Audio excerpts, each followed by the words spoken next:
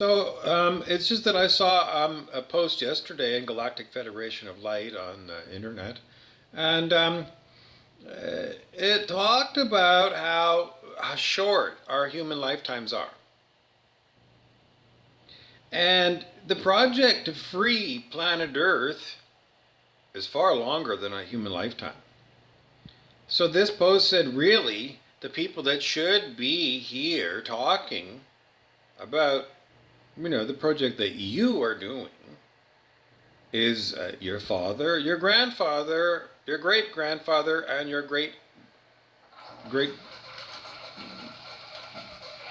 grandfathers. Many generations of humans, because our lifespan is so short. Multiple human lifetimes on the project to free planet Earth. And we were shown this in the Celestine Prophecy movie. Jürgen Prochnow, his character was shown in the 1500s. He was a conquistador. He came with the Spanish to conquer South America with the sword.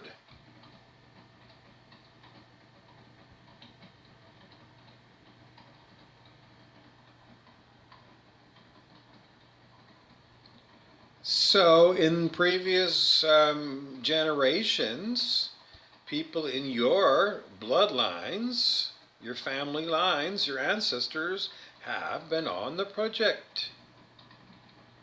And what we saw with the conquistadors, it was the people versus the military industrial complex. And who runs the military industrial complex?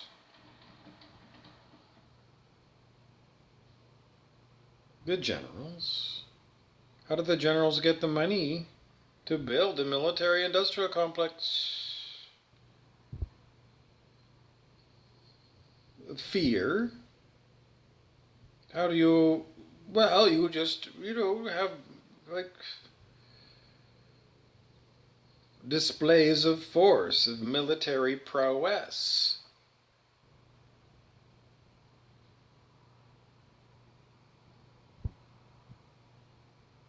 But when the military prowess gets co-opted by the 1%, the mercantile class, then, I don't know, in the end, it's just, the military industrial complex and, the bankers versus the people. And in the past, the bankers and the military have always won. They always ruled planet Earth. But they rule with an iron fist. And, we've got an enormous homeless problem, propagating possum. I don't know, playing possum. It's just that, the capitalist nightmare generation after generation. The Highland clearances in Scotland. 1% kicked, everybody else off the land because they owned it. I don't know, it's just a lot of kicking people around, by the 1% because their political economy says that they gotta. And I don't know.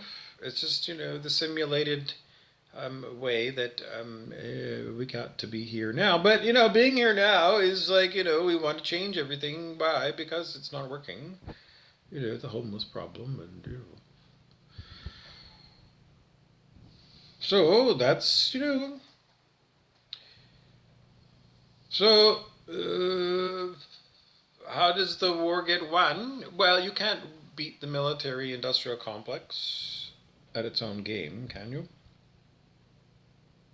Only if you allied with Rigelian crusaders who come in with super high powered Rigelian starships that outclass everything else on planet Earth. But barring that, then you're going to have to do it the way of Mohandas Gandhi. Civil disobedience and a lot of prayer. Well, it's just that there's not many things you can really civil disobedience these days. I mean, he did it in the 1930s, and well, they had more ridiculous laws in those days that you can ridicule, like, the salt laws in India, that you could only buy salt from the government licensed salt place. I don't know. I don't know. Anyways, we don't even do civil disobedience these days in order to win the war. Well, it is a war because I am being attacked.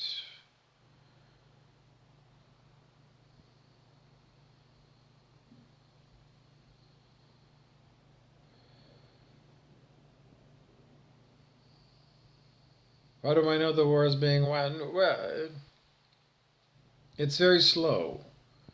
It's multi generational. And, previous generations had to try, in that lifetime, whatever it was, they had to try whatever was gifted to them to try to, you know,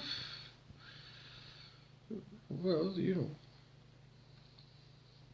And what we're given to believe is up until this generation, my generation, people in my position have always lost. In other words, they've died poor and not in control of planet Earth. So now it's my turn to shit or get off the pot. In other words, either I'm going to change planet Earth or I'm going to die not having changed planet Earth. And does that mean that in previous incarnations that I was about changing the channel on planet Earth from ruled by, the aristocracy and the, landed aristocracy, landed gentry, or the kings, or, the generals?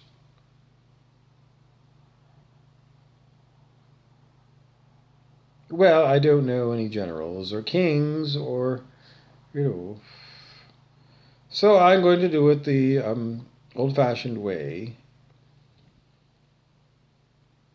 Coffee. How can you change the world with a cup of coffee?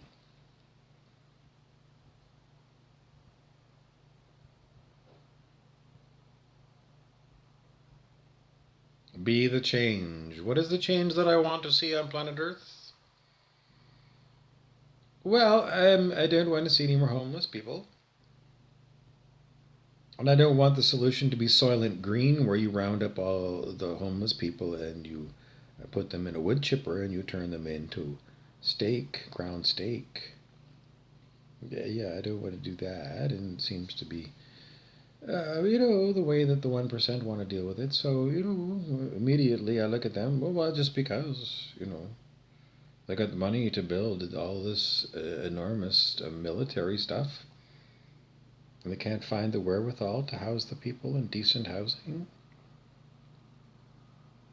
So, anyways, flawed people that run the 1%.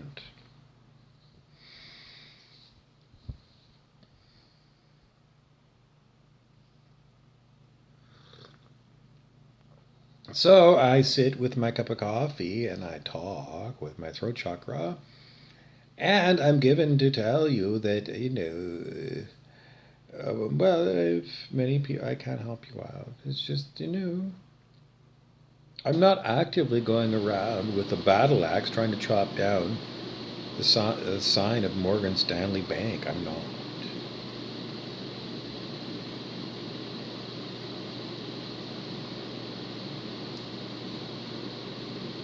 So if I die and the world hasn't changed, did I fail?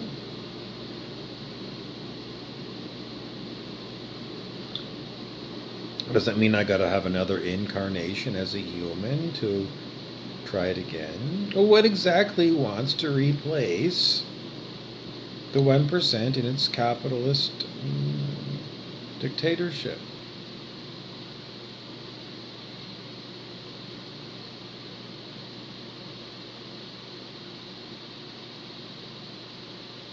Well, whatever it is, it has me talking about it. It had me write a book. I am something, something new. You can find that on Amazon by Bob Burrows. What is it? Well, it doesn't like to be pigeonholed or pinned down. But if you go on YouTube, and I'll post it down below in the blurb section underneath here, Jonathan Livingston Seagull by Sir Richard Harris. Listen to that.